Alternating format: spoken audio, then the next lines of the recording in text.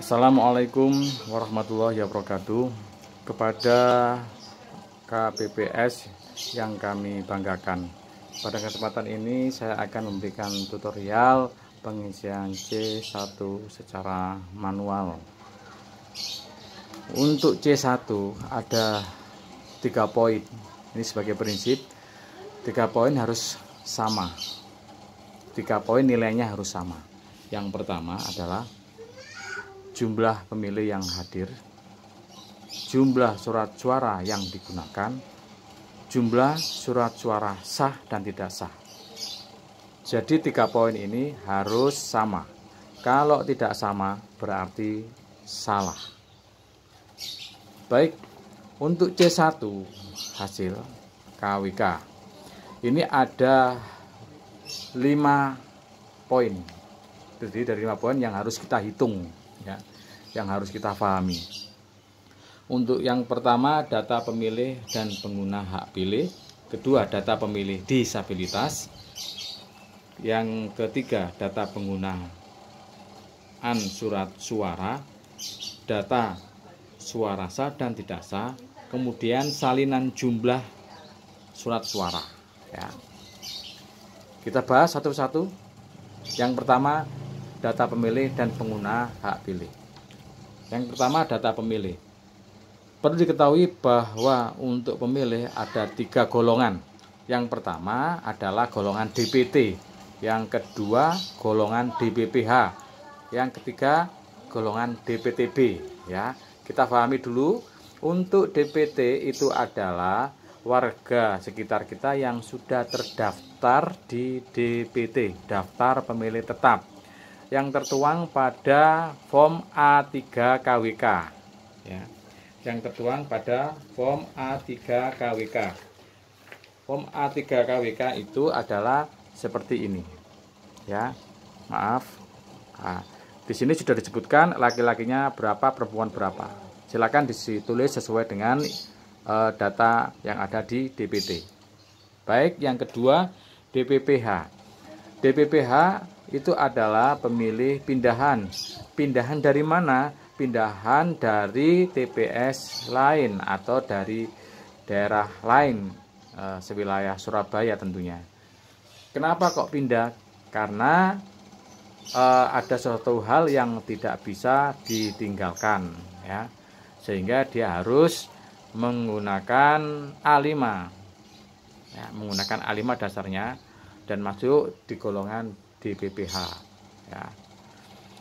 Kemudian yang ketiga adalah DPTB. DPTB itu adalah warga kita yang tidak masuk di data kita, ya, di data DPT, tidak masuk di data DPT atau A3 KWK, ya. Nah, yang tidak masuk untuk menggunakan hak pilihnya harus menggunakan KTP, ya, menggunakan eKTP, ya. Jadi misalkan pada waktu hari H itu sudah berusia 17 tahun, dibuktikan dengan KTP, atau mungkin dari TNI Polri yang pada hari H itu sudah masuk di masa pensiunnya. Kemudian warga kita juga yang usianya mungkin masih 15, ya, atau 14 tapi sudah pernah menikah. Ini juga menjadi golongan pemilih DPTB, ya. Untuk pemilih 1 dan 2 DPT dan DPPH ini penggunaannya atau pengambilan suaranya pukul 7 sampai pukul 1. Kecuali untuk DPTB. Untuk DPTB ini dimulai pukul 12 sampai pukul 1 siang, ya. Jadi space-nya hanya 1 jam untuk DPT. Oke, selanjutnya yang B, pengguna hak pilih. Ini ditotal dulu, ya, ditotal.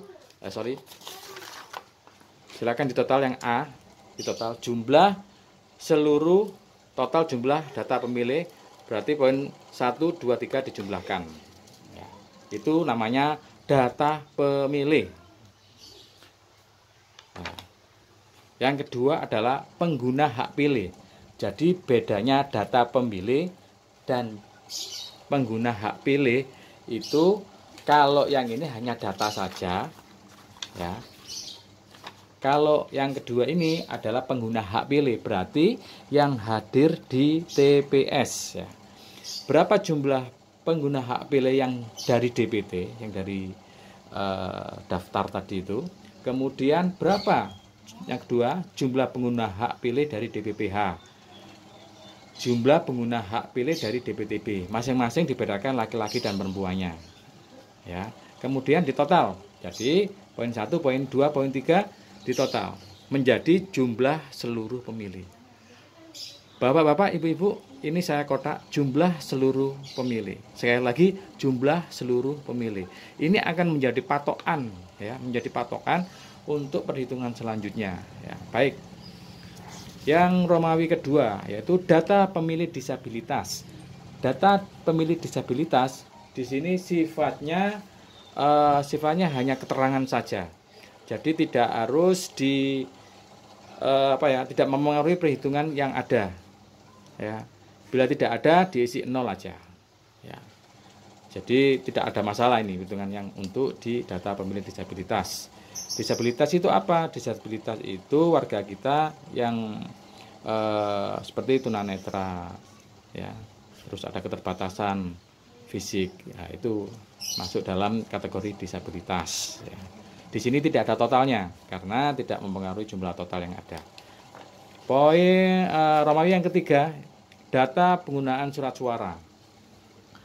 Data penggunaan surat suara terdiri dari surat suara yang diterima, sudah termasuk yang 2,5%. Jadi bapak-bapak, ibu-ibu tidak usah menghitung lagi 2,5%-nya. Pokoknya yang diterima ditulis saja, ya. Kemudian dasarnya adalah surat suara yang diterima. Ya, surat suara terima dihitung dulu berapa jumlahnya, ditulis saja di poin yang 1 itu. Kemudian habis yang pertama langsung mengisi yang keempat, ya. Mengisi yang keempat. Yang keempat adalah jumlah surat suara yang digunakan. Surat suara yang digunakan itu adalah sama dengan jumlah seluruh pemilih yang hadir. Jumlah seluruh yang hadir dibuktikan pada absensi, namanya C7KWK, ya. C7KWK. Setelah itu baru mengisi yang ketiga, ya. Yang ketiga jumlah surat suara yang tidak digunakan.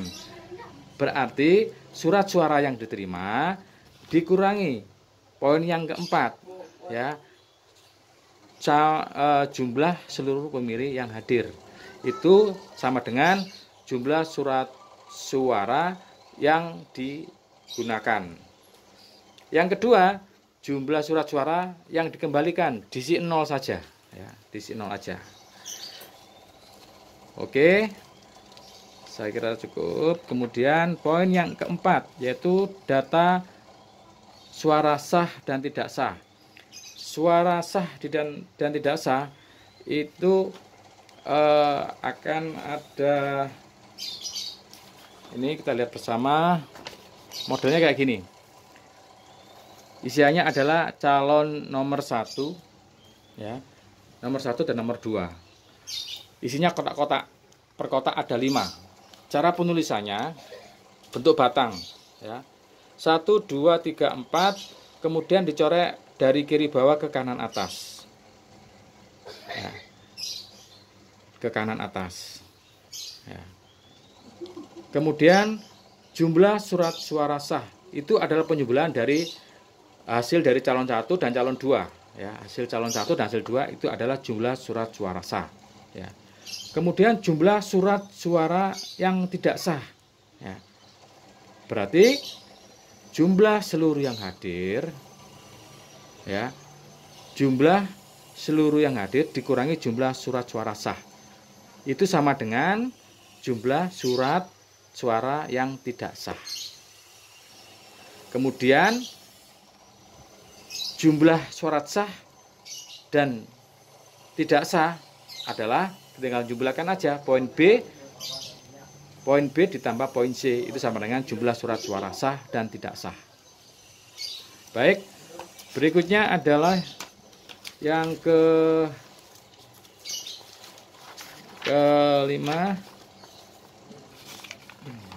Nah, poin kelima adalah salinan jumlah perolehan surat suara. Kita lihat lagi, bentuknya seperti ini untuk salinannya. Jadi seperti mengisi kalau kita ujian nasional ya, ujian nasional diarsir bentuk bulat-bulat ya. Contohnya seperti ini. Ya. Jumlah surat perolehan suara sah, misalkan pasangan calon 1 mendapat 79 suara misalkan ya. Ditulis 079 ya.